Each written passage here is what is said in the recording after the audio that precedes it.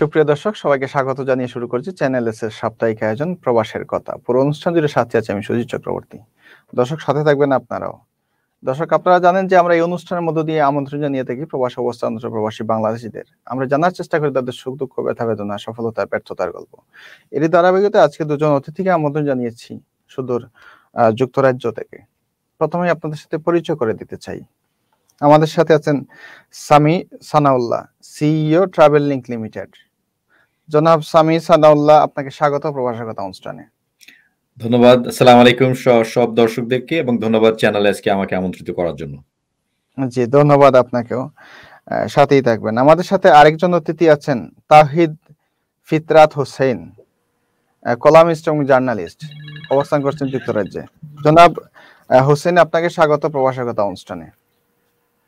ধন্যবাদ সুপ্রিয় সঞ্চালক সঞ্জিত, এবং প্রবাসের কথা চ্যানেলের অনুষ্ঠানে স্বাগত জানাচ্ছি আমাদের দর্শকদেরকে। সবাই সাথে থাকবেন, আমরা আপনাদের সকলের মঙ্গল কামনা করছি। জি, ধন্যবাদ আপনাকেও। আমরা প্রথমেই প্রশ্ন নিয়ে যেতে চাই জনাব সামি সানাউল্লাহর কাছে। আপনি জানেন যে সম্প্রতি মাননীয় প্রধানমন্ত্রী শেখ হাসিনা যুক্তরাজ্য সফর করেছেন এবং বাংলাদেশ ইনভেস্টমেন্ট সামিট 2021 সম্পন্ন করেছেন এবং ব্যাপক রেসপন্স পাওয়া গিয়েছে।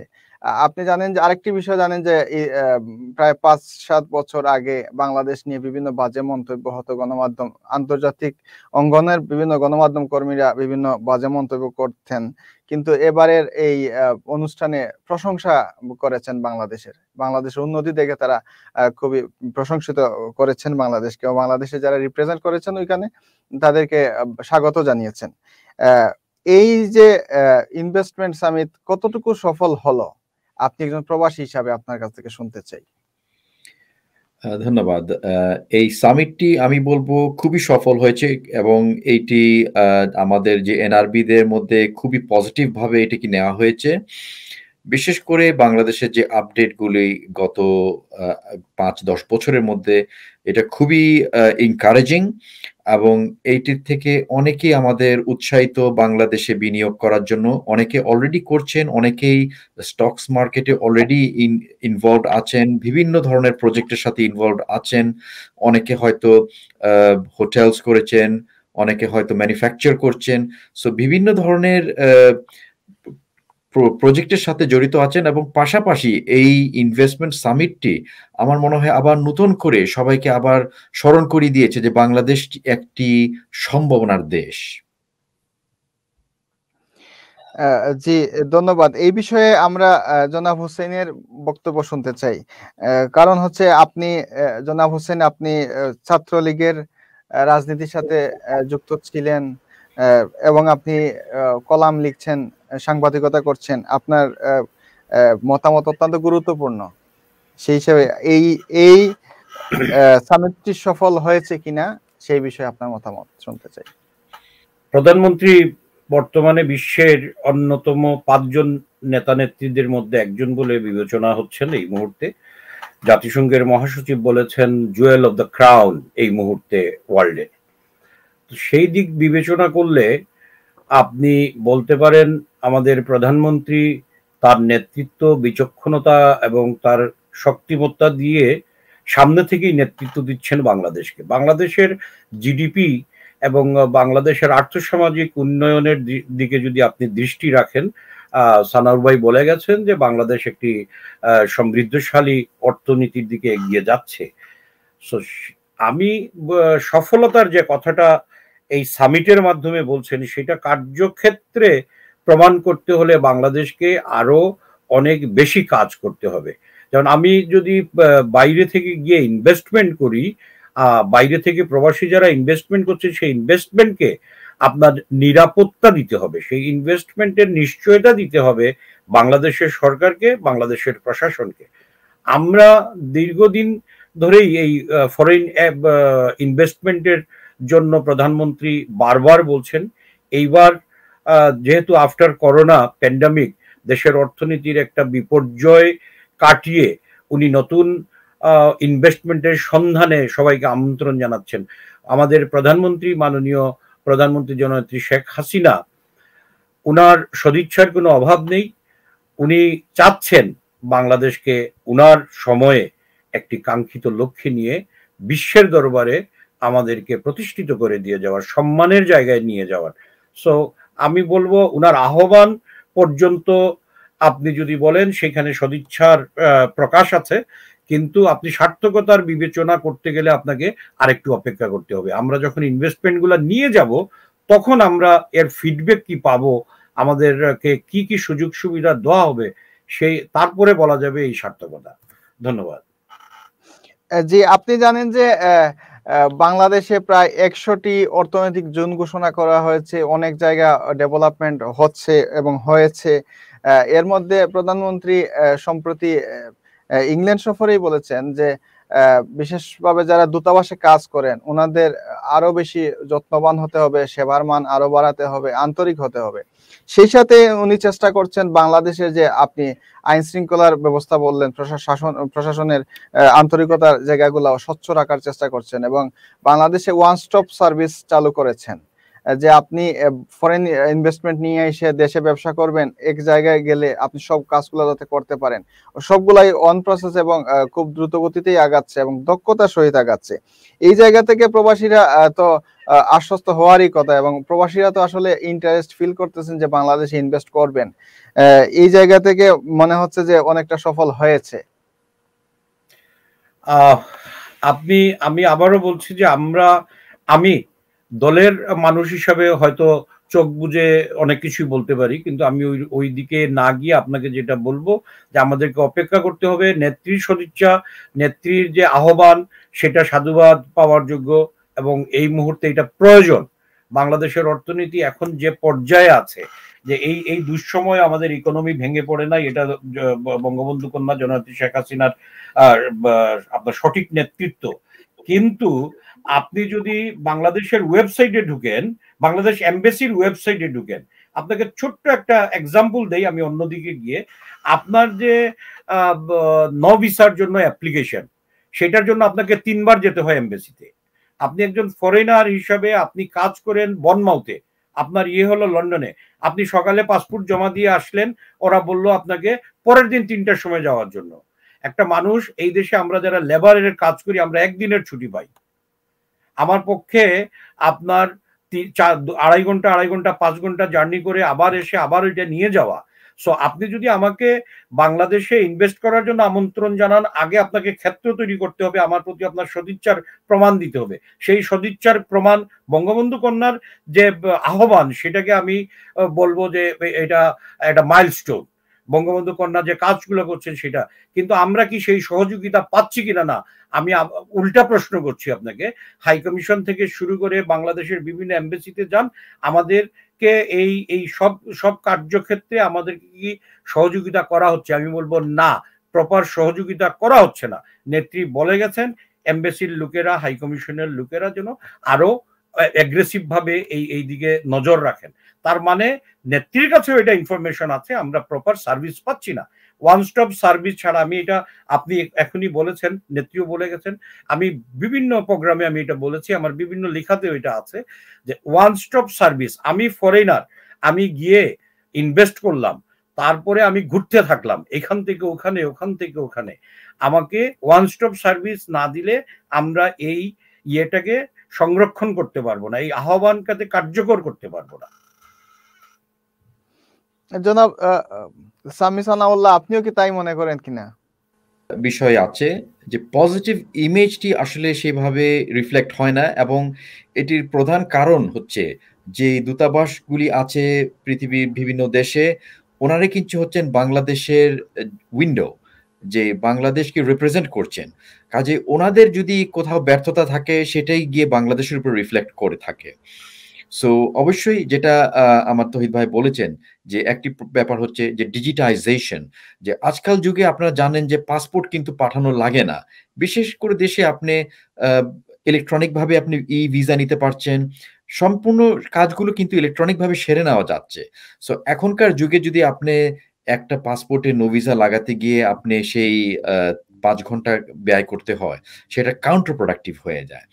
সো হাউএভার একবার একটা ভিসা লাগালে সেটার মেয়াদ থাকে, আপনার পাসপোর্টের মেয়াদ, যেটি আমাদের যুক্তরাজ্যে একটা পাসপোর্টের মেয়াদ 10 বছর থাকে। তারপরেও এটা একটা বার্ডেন হয়ে যায়। আমি মনে করি যে আমাদের বাংলাদেশ অনেক যোগ্য এবং দক্ষ আইটির সেক্টরে, প্রযুক্তির ব্যাপারে। সো এইটাকে অবশ্যই একটা নজর রাখার প্রয়োজন যে কিভাবে আমরা এই বর্তমানে প্রসেসটাকে স্পিডি করতে পারি।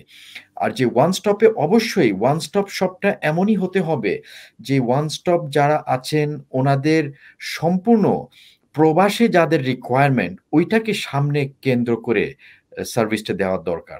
কারণ ওয়ান স্টপটা বাংলাদেশে করলেও কিন্তু ওনাদের নলেজ থাকা দরকার যে প্রবাসীদের কি প্রয়োজন, কি সমস্যাগুলো হতে পারে বিনিয়োগের ক্ষেত্রে, ব্যবসা স্থাপনের ক্ষেত্রে, ব্যবসার কন্টিনিউটির ক্ষেত্রে। এই সবগুলি কিন্তু ওনাদের আমি বলবো যে অবশ্যই একটা প্রশিক্ষণের দরকার, যে কিভাবে আমরা এক্সপেক্ট করি, আমাদের যে এক্সপেকটেশন, আমরা এই দেশে যেভাবে আমাদের একটা প্রসেস নিয়ে আমরা চলি, একটা ব্যবসা স্থাপন করতে গেলে যে একটা প্রসেস আছে এবং এটা খুব স্ট্রেট ফরওয়ার্ড, ট্রান্সপ্যারেন্ট। এই ট্রান্সপ্যারেন্সি, ক্ল্যারিটি এবং অ্যাকাউন্টেবিলিটি এইগুলি অবশ্যই প্রয়োজন। তারপরে আমি সাধুবাদ জানাই অবশ্যই আমাদের মাননীয় প্রধানমন্ত্রী যে করেছেন গত 10 বছরের মধ্যে, it is worthy of praise. এবং আমরা আশা করি যে আমাদের দেশের যারা ডেলিভারি সার্ভিসে আছেন, যারা ডেলিভার করছেন এই সার্ভিসগুলি, ওনারা যাতে এই ভিশনটাকে ফুলফিল করতে পারেন। জি, ধন্যবাদ আপনাকে। অত্যন্ত গুরুত্বপূর্ণ কথা বলেছেন এবং নিশ্চয়ই যথাযথ কর্তৃপক্ষ, বিশেষভাবে বাংলাদেশের প্রেক্ষাপটটা এইরকম যে যথাযথ কর্তৃপক্ষের কাছে তথ্যগুলো না পৌঁছালে আসলে ওইভাবে কোনো গতিতে, মানে কাজগুলা গতিতে ঠিক আগাতে চায় না। যারা মানে দায়িত্বপ্রাপ্ত আছেন তারাই হয়তো স্টেপ নিলে দ্রুত গতিতে আগায়, আমরা আসলে তাই দেখে আসছি। নিশ্চয়ই এবারের প্রধানমন্ত্রীর বার্তা সব মহলেই আমি একটু একটা কথা যোগ করতে চাচ্ছি। প্লিজ। কথাটা হলো যে আমরা যারা বিদেশে আছি খুব বড় বড় ইনভেস্টমেন্টের দিকে চিন্তা না করে আমাদেরকে ছোট ইনভেস্টমেন্ট, বড় ইনভেস্টমেন্ট মধ্যে 1000 কোটি টাকার ইনভেস্টমেন্টের চিন্তা না করে আমরা যারা ব্যক্তি উদ্যোগে আমরা কিছু মানুষ একত্রিত হয়ে আমাদেরকে ইনভেস্টমেন্টের সুযোগ সুবিধা যদি দেওয়া হয় তাহলে বাংলাদেশ অনেক বেশি লাভবান হবে। আপনি যদি ওই আপনার 100 কোটি টাকার ইনভেস্টমেন্টের চিন্তা করেন তাহলে আমার মনে হয় 20-25 কোটি টাকা, 15 কোটি টাকা, 10 কোটি টাকার ইনভেস্টমেন্ট যদি হয়, আমরা 5-7 জন মানুষ মিলে করলাম, এরকম করে যদি হয় তাহলে হয়তোবা এই ইনভেস্টমেন্ট আমন্ত্রণটা কাজে লাগবে। আমার মনে হয় সানাউর ভাই এই ব্যাপারে আমার সাথে একমত হবেন আমি মনে করি। অবশ্যই স্মল স্কেলে যেটা অনেকে করে এসেছেন, অনেকে করছেন বর্তমানে এবং গত 10-20 বছর যাবতেই করে আসছেন, যে স্মল স্কেল বিজনেসরাই আসলে সাকসেসফুল, কারণ স্মল স্কেল বিজনেসগুলো রেজিলিয়েন্ট হয় বেশি, এবং লার্জ স্কেলগুলা আপনারা জানেন যে এটাকে হিউজ ইনভেস্টমেন্ট সবার পক্ষে এটা সম্ভব হয় না, এবং unless you have a consortium. So এই কনসোর্টিয়ামেও কিন্তু আমাদের বিভিন্ন ক্ষেত্রে আমরা দেখি যে বিভিন্ন মহলে বিভিন্ন ইনভেস্টমেন্ট হয়েছে এবং সমস্যা হয়েছে। সো সমস্যার কারণে আমি বলবো এটা বিভিন্ন ফ্যাক্টরস ছিল বা বিভিন্ন ফ্যাক্টরস আছে এর পিছনে। Transparency, lack of transparency, lack of vision, lack of strategy, এগুলোর কারণেও কিছুটা হয়েছে। তবে স্মল ইনভেস্টমেন্টটা অবশ্যই এটা মোর প্রোডাক্টিভ এবং এগুলি আসলে মোর সাকসেসফুল হয় আমি বলবো। Thank you.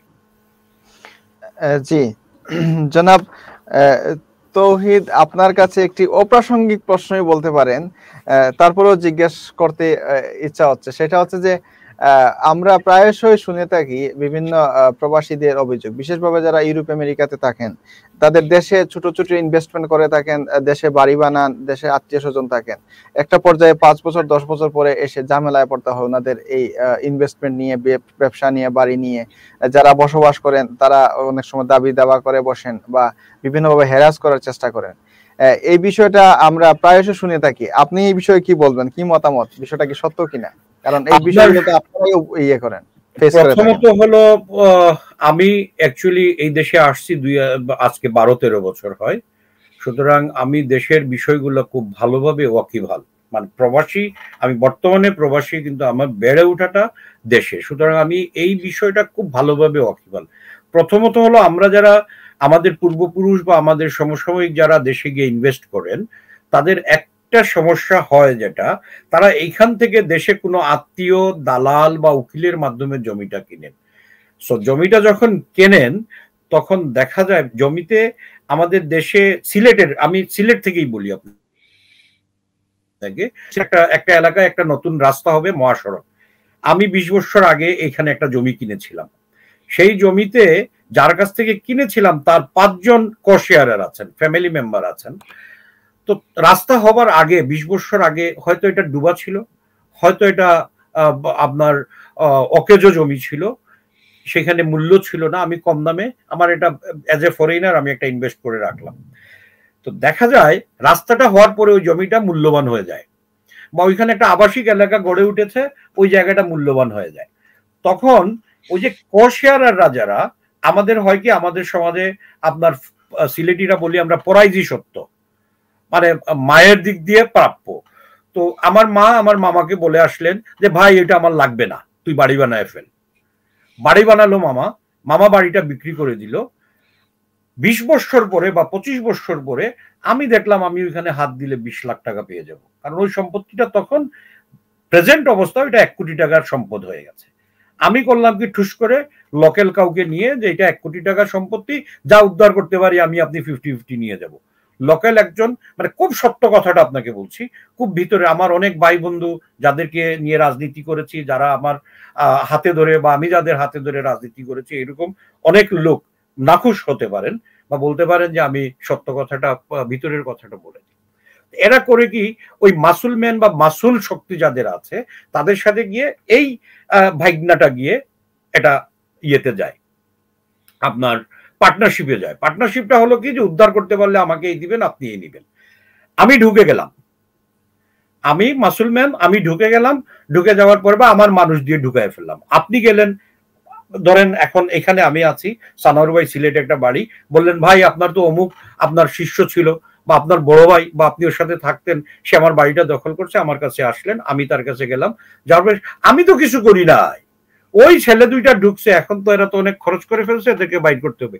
এই যে হ্যাসলটা, উনি সরাসরি গেলেন দেশে, সরাসরি যাওয়ার পরে ওইখানকার লোকাল যে সিন্ডিকেট, লোকাল সিন্ডিকেটের একটা উদ্দেশ্য থাকে যে এই বেটা বিদেশ থেকে আসছে, কয়দিন থাকবে, তার বউ বাচ্চা এখানে ফালায় আসছে, ম্যাক্সিমাম 2 মাস, 2.5 মাস, 3 মাস থাকবে, তারপরে তো সে হলিডে শেষ, সে চলে যাবে, আবার যে মাছ সেই তিমিরেই থাকবে।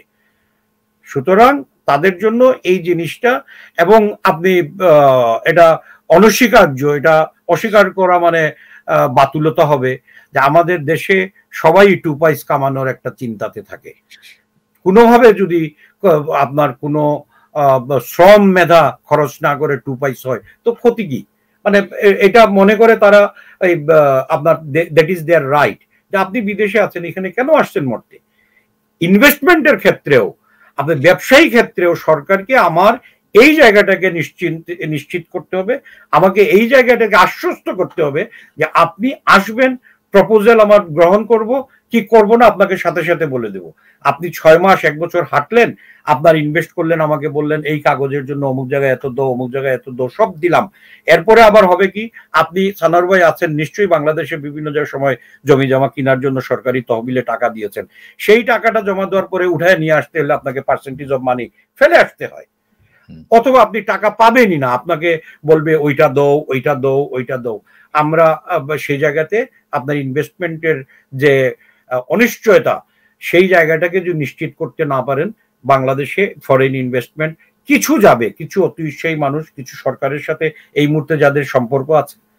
আপনি কালকে যদি আওয়ামী লীগ সরকার না থাকে, আমি আওয়ামী লীগের লোক, কিছু মানুষ আমার সাথে পার্টনারশিপ করে, আমার সাথে তো মন্ত্রী ভাইয়ের সম্পর্ক আছে, যে সচিব সাহেবের সম্পর্ক আছে, আমার সাথে ইনভেস্টমেন্ট করলেন, কিন্তু আপনি এটার লংজিবিলিটিটাকে চিন্তা করতে হবে, যে এই সরকারের পতন হওয়ার পরে আমার ইনভেস্টমেন্টের নিরাপত্তা কে দিবে। আমি যদি এই নিরাপত্তা, এই ইয়েটা না পাই, নিশ্চয়তা না পাই, তাহলে কিছু হবে না। প্রধানমন্ত্রীর সাথে আবারও আপনার এই অনুষ্ঠানের মাধ্যমে আমার দলের নেত্রী, আমার প্রান্তীয় নেত্রীর কাছে আবেদন জানাচ্ছি, আপনারা এই জায়গাটাতে ইয়ে করেন, কাজ করেন।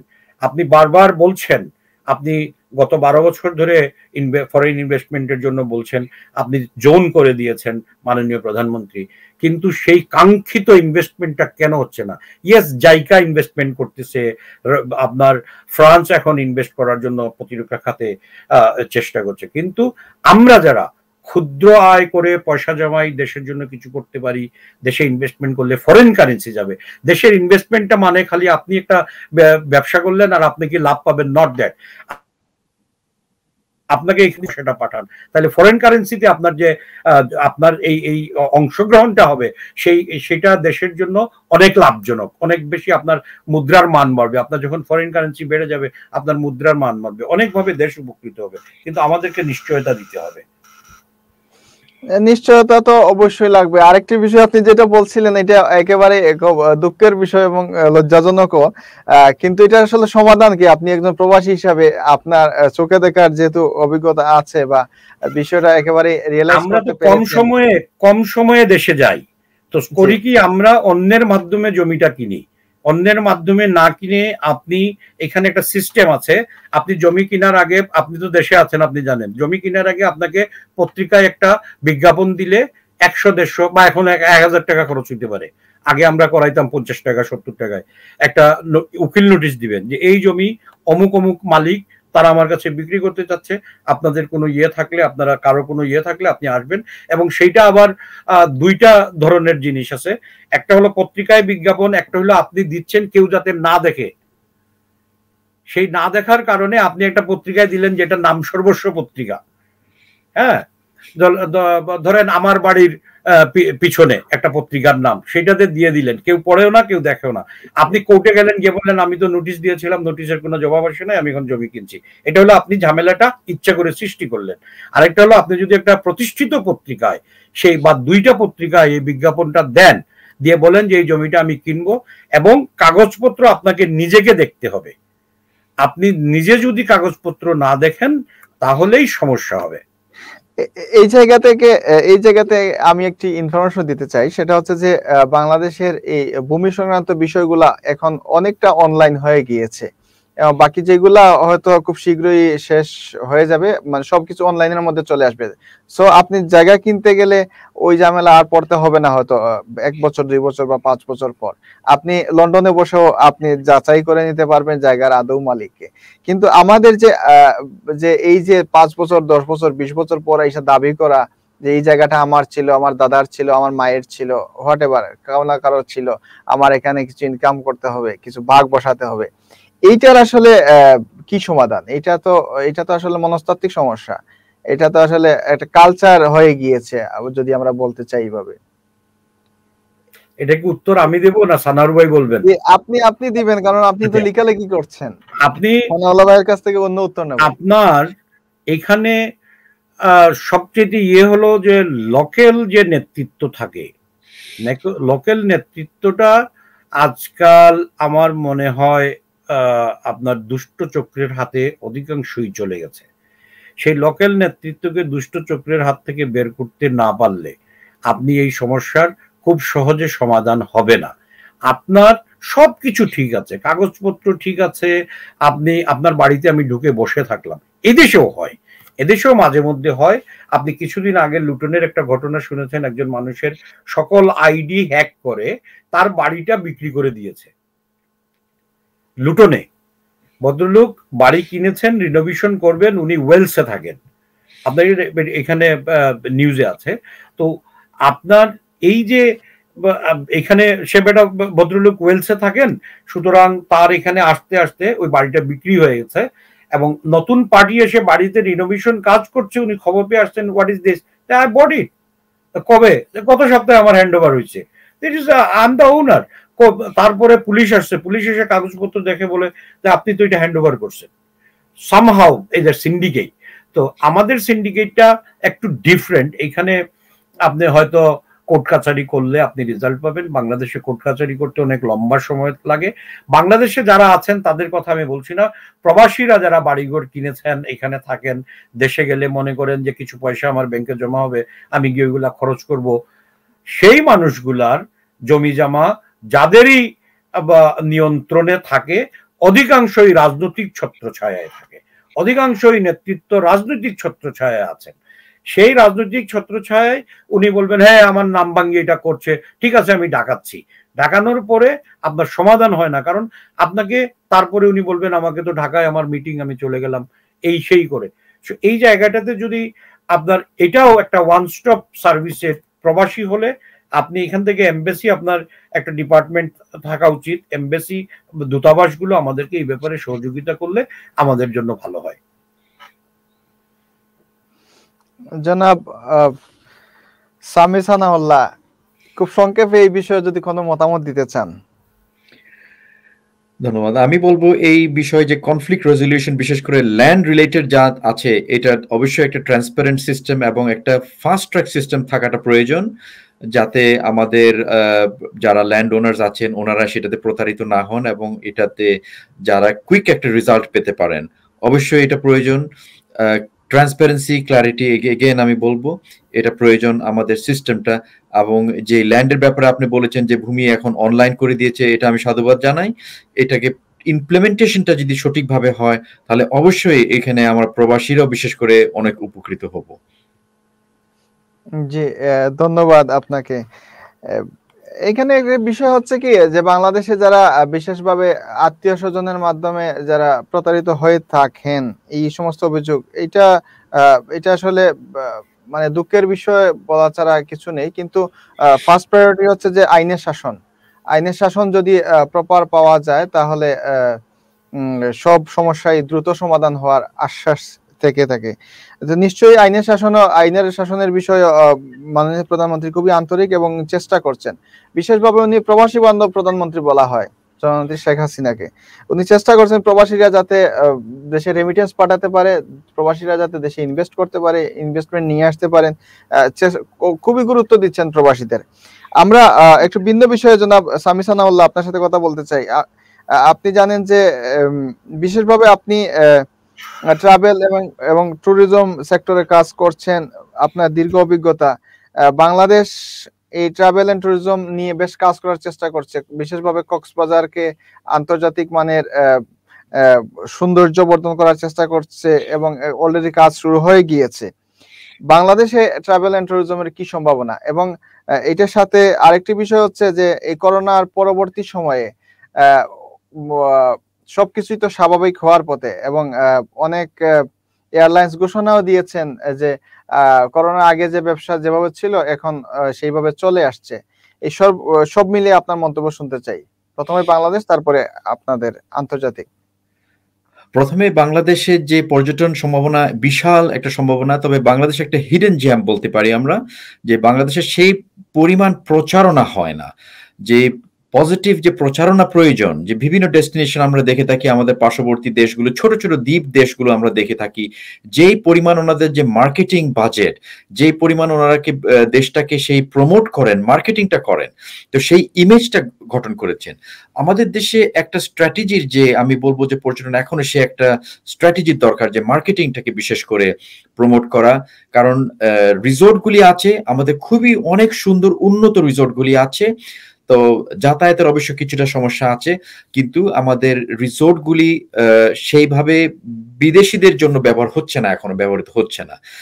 তবে এটি বাংলাদেশের যে অভ্যন্তরীণ পর্যটন অবশ্যই খুবই ভালো করছে।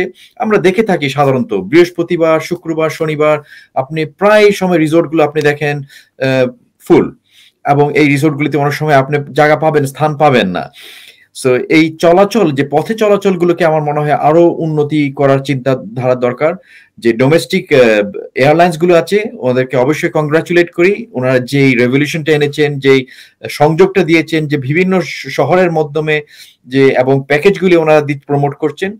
তবে আমাদের আন্তর্জাতিক পর্যটকদের জন্য অবশ্যই সেই অ্যাওয়ারনেসটা ক্রিয়েট করার দরকার। একটা কন্টিনিউয়াস একটা ক্যাম্পেইনের প্রয়োজন।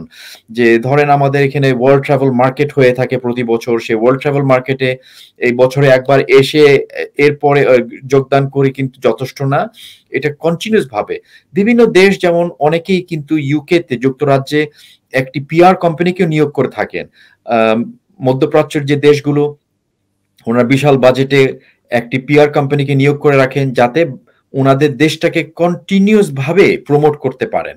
এবং আমাদেরও বাংলাদেশের ক্ষেত্রে আমি সেটাই অনুরোধ করব যে একটি প্রেজেন্স যাতে কন্টিনিউয়াস ভাবে বাংলাদেশটাকে প্রমোট করা যায়, এটার প্রয়োজন। এটি আমাদের যে দূতাবাসের মাধ্যমে এটা সম্ভব হয় না, কারণ দূতাবাস অবশ্যই একটা সরকারি প্রতিষ্ঠান, এটা বেসরকারি প্রতিষ্ঠানের মাধ্যমে এটা প্রয়োজন সে প্রমোট করার। তার পাশাপাশি যে বাংলাদেশে যে বিমান চলাচলগুলি আমি বলবো, যেমন সিলেট আন্তর্জাতিক এয়ারপোর্ট হয়েছে ঠিকই, তবে সিলেট আন্তর্জাতিক এয়ারপোর্ট হওয়ার পরেও শুধু সংযোগ হয়েছে আমাদের মধ্যপ্রাচ্যের সাথে এবং আমাদের যুক্তরাজ্যের সাথে, কিন্তু অন্যান্য এয়ারলাইন্স কিন্তু এখনো সিলেটে কিন্তু যাওয়া আসা করতে পারছেন না। আমি বলবো যে সিলেট এয়ারপোর্টটাকে আন্তর্জাতিক পুরোপুরি ভাবে যখন করা হবে, তখন আপনি দেখবেন সম্ভাবনাটা অনেক বেড়ে যাবে। আমাদের সিলেটের এলাকায়, সিলেট অঞ্চলে যেই পর্যটক স্থানগুলি আছে সেগুলিকে আপনার অনেক আরো প্রমোট করা যাবে। তবে এই চলাচলটি বাংলাদেশের যে ট্রান্সপোর্ট সিস্টেমটা যে ঢাকা কেন্দ্রিক ছিল, এখন কিছুটা চট্টগ্রাম এবং কক্সবাজারে যে আন্তর্জাতিক এয়ারপোর্ট করা হচ্ছে, এটা আসলে শুনে খুবই ভালো লেগেছে। তো এখানে সম্ভাবনা রয়েছে, এটা কি একটা প্রপার স্ট্র্যাটেজির মাধ্যমে বাস্তবায়ন করাটা অতি দ্রুতভাবে প্রয়োজন। আর এর পরবর্তী যে প্রশ্নটা রেখেছেন যে হ্যাঁ, বাংলাদেশের বিমান চলাচল বা বাংলাদেশে এখন যে এয়ারলাইন্স গুলি যাচ্ছে, যে প্যান্ডেমিকের আগে যে চলাচল ছিল সেই যাত্রী চলাচল ঘোষণা করেছে একটি মেজর এয়ারলাইন রিসেন্টলি বাংলাদেশে। ওনাদের কান্ট্রি ম্যানেজার বলেছেন যে প্যান্ডেমিকের আগে যেই বিমান চলাচল ছিল ওনাদের 21টি ফ্লাইট প্রতি সপ্তাহে কিন্তু এখনো চালু আছেন। এবং আমাদের যুক্তরাজ্যের থেকে বিশেষ করে আমরা দেখছি যে আমাদের যাত্রী চলাচল অনেক বেড়েছে, বলতে প্যান্ডেমিকের আগে পর্যন্ত বাড়েনি, তবে প্যান্ডেমিকের মধ্যে এখন সবচেয়ে ভালো ব্যবসা হচ্ছে এই অক্টোবর মাস, নভেম্বর মাস, ডিসেম্বর মাস, এবং সামনের দিকে অনেকেই পরিকল্পনা করছেন এপ্রিল, জুলাই সামার হলিডেজ দেশে যাওয়ার জন্য অনেকে উদ্যোগ নিচ্ছেন। এবং এইটি আমরা আশা করছি বছর খানেকের ভিতরে হয়তো স্বাভাবিক অবস্থায় ফিরবে। জি, ধন্যবাদ। এই সাথে আরেকটি বিষয় জানতে চাই যে এখন যদি কোনো বাংলাদেশি যুক্তরাজ্য ভ্রমণ করতে চান, তাহলে এখানে কোনো প্রতিকূলতা আছে কিনা, কোয়ারেন্টাইন বা এই রিলেটেড কোনো ঝামেলা আছে কিনা, নাকি সব নিষেধাজ্ঞা প্রত্যাহার করা হয়েছে বাংলাদেশের জন্য? বাংলাদেশের জন্য যারা বাংলাদেশ থেকে আসবেন যুক্তরাজ্যে, ওনাদের যদি ফুলি ভ্যাকসিনেটেড স্ট্যাটাস থাকে এবং সেই স্ট্যাটাস এর সাথে এই কয়েকটি ভ্যাকসিন আছে লিস্ট করা, যেমন অ্যাস্ট্রাজেনেকা, ফাইজার, মডার্না, জনসন, এই কয়টি ভ্যাকসিন যদি ফুলি ভ্যাকসিনেটেড স্ট্যাটাস থাকে, যুক্তরাজ্যে আসার পরে ওনাদের শুধুমাত্র দ্বিতীয় দিনে একটা টেস্ট করতে হয়, যেটাকে আমরা বলে থাকি ডে 2 টেস্ট। এবং এই টেস্টটি ল্যাটারাল ফ্লো টেস্ট, প্রায় 20 পাউন্ডের কমে এই টেস্টটি করা যায়। এই টেস্ট আপনার বাংলাদেশ থেকে বোর্ড করার আগেই সেই টেস্টটা বুক করে পে করবেন এবং একটা passenger locator form fill up করবেন। যুক্তরাজ্যে আসার পরে কোনো প্রকার কোয়ারেন্টাইন করতে হবে না। আর যারা ফুলি ভ্যাকসিনেটেড নেই, ওনাদের যুক্তরাজ্যে আসার পরে ওনাদের 10 দিন হোম কোয়ারেন্টাইন করতে হবে, কিন্তু হোটেল কোয়ারেন্টাইন এখন আর প্রয়োজন নেই বাংলাদেশ থেকে যারা আগমন করবেন।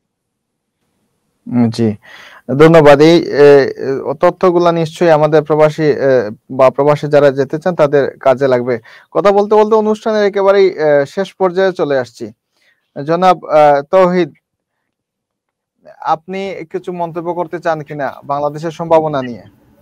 আমরা অনুষ্ঠান শেষ করতে হচ্ছে। অপার সম্ভাবনার দেশ বাংলাদেশ। বাংলাদেশের এই সময়ে আপনার স্বাধীনতার পরবর্তীতে সবচেয়ে সফল বলবো আমি এই সরকারকে, এই গত 12 বছরে, এবং স্টেবল, সেটা আমি বলছি না, আমি আজকেই পড়ছিলাম গার্ডিয়ান পত্রিকায়ও সেই ব্যাপারে একটা বড় কলাম লিখেছেন একজন, যে গত বাংলাদেশের স্বাধীনতার পরে এটা সবচেয়ে গত 12 বছরে এই স্টেবল একটা সরকার। স্টেবল সরকার থাকলে উন্নয়ন অবশ্যই ত্বরান্বিত হয়, উন্নয়ন এগিয়ে যায়। আমরা যদি প্রপার নার্সিং পাই, ট্রান্সপারেন্ট, যেটা বলেছেন সানাউল সাহেব, ট্রান্সপারেন্সনেস পাই, এবং আরেকটা জিনিস প্রফেশনালিজম, সেই শব্দটা আমি খুঁজে পাচ্ছিলাম না, আমার খেলছিল অনেকক্ষণ ধরে।